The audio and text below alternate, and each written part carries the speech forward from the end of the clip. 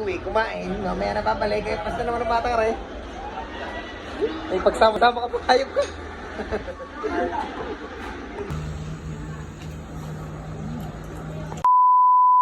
Yes naman mga pisan, at arat kami gagala at hindi pala, kami pupunta na naman ni Pisan Jello at babalik kami ng hapon.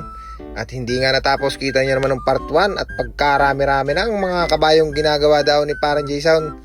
Ayan, kami na din na sa bayan ng Tanawan at kami papunta sa shop ni Pres Leo sa Leo MC Motor Parts.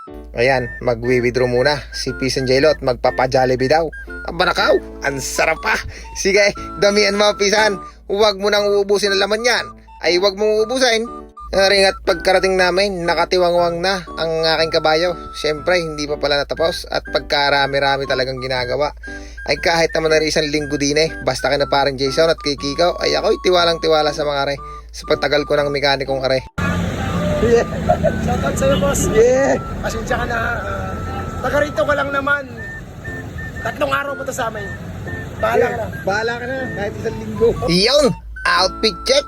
Walang Diyos. Shoutout sa'yo pare Boytek. Pagkakalupit ng motor mo no? Ay sharing shop na rin matatagpuan nyo nga lang pala sa may tabi ng Premium Bikes at sa may tabi ng Motor Central sa harap ng Lorena.